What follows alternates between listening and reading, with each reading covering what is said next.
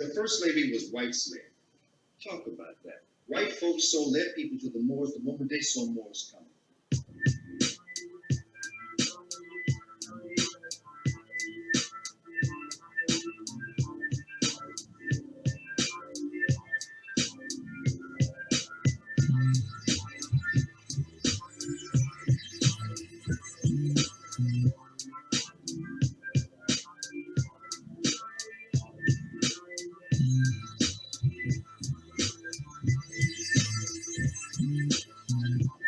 And that is the white slave trade. Slave comes from Slav. And the reason why the word slave comes from Slav is that the first slaves are white.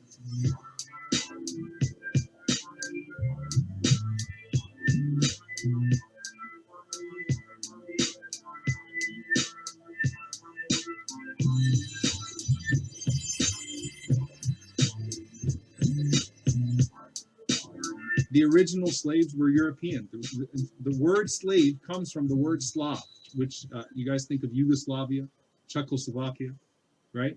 Because of the amount of slaves that came from that region, that came from the region of the Europeans.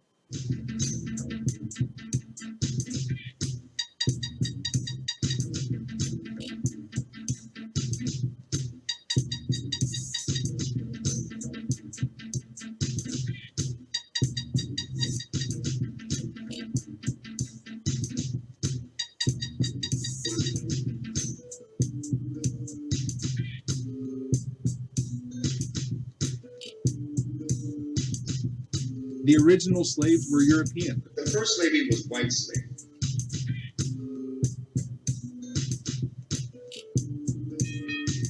The original slaves were European.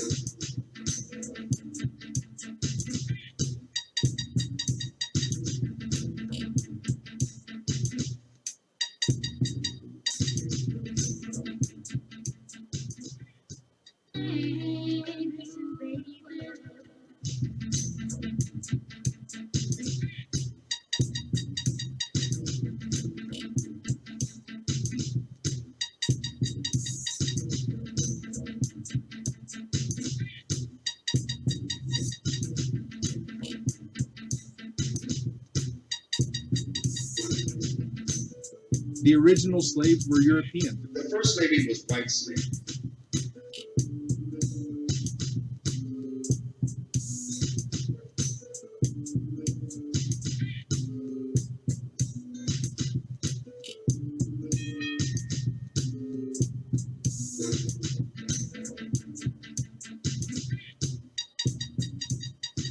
The original slaves were European. The first slavery was white slavery. I want to talk a little bit today about the slave trade in Bristol, because of course Bristol has been in the news lately in connection with the slave trade. I was hugely amused to see the toppling of the statue in Bristol, because okay, if I talk about the slave trade in Bristol, I'm guessing immediately that 99.99% of people watching this will be thinking about black slaves, because that's what Bristol is famous for.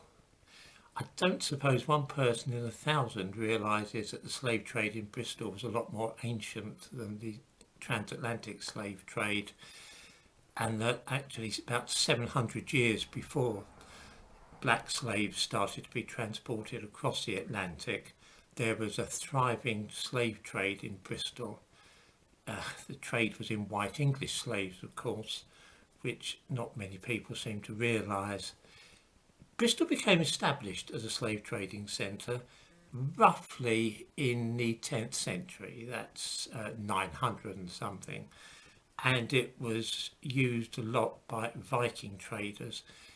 During the Anglo-Saxon period, that's before the Norman conquest, 800, 900, up to 1066, roughly 10% of the people in England were slaves, and they were moved about and bought and sold like cattle. There was also an international trade in them. They were exported to other countries, and that was under the control of the Vikings. The Irish city of Dublin, the capital city of Ireland, was actually founded by the Vikings as a slave trading centre. So slaves were exported from Bristol and then shipped to Dublin, and from Dublin they were taken to Africa and other places, for example Scandinavia. So Dublin and Bristol were both heavily involved in the slave trade long before there was any thought of exporting African slaves across the Atlantic. This is something which not many people realise. I'm sorry that not many people have heard about this, but there's not very much I can do about that.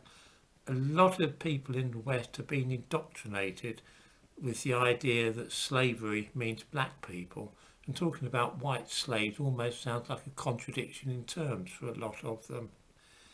I will cheerfully email a list of sources on this subject to anybody that asks for it, and if people don't want to put their email address on YouTube, they can always go onto my website at simon-webb.com, and you can send me an email there, and I will be only too happy to send a list of sources on this subject. There's really no excuse for not knowing about it, or there's certainly no excuse for accusing me of making it up. I see on some comments people have put things like 100% bullshit and I'm dreaming it and so on. A lot of this is freely available, even on Wikipedia. I realise Wikipedia is not what you would describe as an academic source, but it's certainly the place to which most people turn when they first want some information.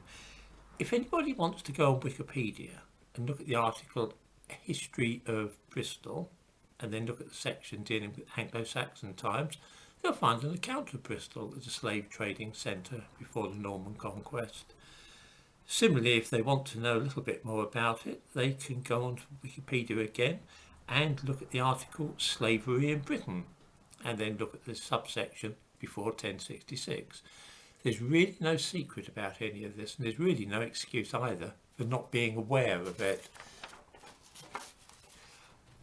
Most of the history taught in the West has been so distorted that many people don't really understand their own heritage, and this is especially so for the British and Irish.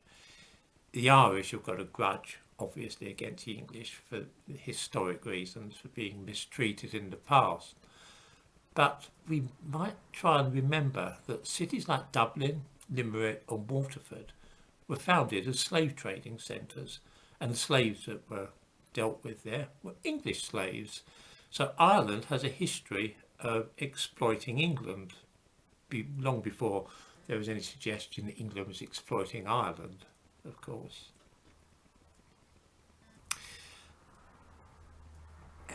Something isn't known, and I find this literally incredible. We often hear, or a lot of black people believe, that their identity, their history, their sense of being, political consciousness is bound up with the experience of slavery, the fact that their ancestors were slaves. The British black MP David Lammy has mentioned a number of times that his ancestors were slaves. It's an important thing.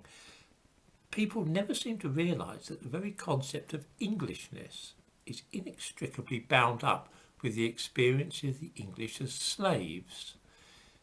Now, the earliest historian of the English was a Venerable Bede, but he didn't start off, when he was writing his history, referring to the English. He talked about the Angles, the Jutes, the Saxons and so on. He didn't start talking about the English as a separate identity before he related an anecdote about Pope Gregory, and this was in the 6th century. Pope Gregory was walking through Rome when he came across a slave market, and he saw some very beautiful children there. They were fair-haired, very white-skinned, and he remarked how beautiful they were and asked the owner, the slave trader, where they came from, and he remarked that they were English. He said they were Angli, meaning English. Pope Gregory then made a very clever pun in Latin. He said, non-Angli sed angeli, not English, but angels. It's only after telling this anecdote that the Venerable Bede starts talking about the English as a special identity. Now this is curious. It tells us firstly that the English were indeed being traded as slaves long before, well, about 1,000 years before England became involved in the transatlantic slave trade, in fact. It also tells us of the importance of this to the English identity. The same thing applies, obviously, to the Irish. I say obviously because, again, many people may not realise this. Not only were most of the main Irish cities slave trading centres to begin with, the patron saint of Ireland, St Patrick, wasn't Irish. He was English. He had been picked up by slave raiders in England and transported to Ireland. The other well-known saint in Ireland, St Bridget, was the daughter of slaves. So for Irish identity as well, slavery is very important. All this was 1,000 years, as I say, before England became involved with the transatlantic slave trade. There were individual slavers, but it wasn't until after the end of the English Civil War in the 1650s that England really became a slave trading nation. I'm going to be talking more about this in the future, but for the time being, I'd be very happy if anybody feels they might benefit from spreading this, if anyone feels perhaps that some of the people talking about Bristol at the moment are ignorant of its past. If anyone wants to send a link of this video to anywhere, I'd be perfectly happy for that to be done. This is a fairly short video because I'm very busy. I write books. This YouTube channel is only by way of being a hobby, as one might put it. But anyway, I hope to be back again before too long. Cheerio.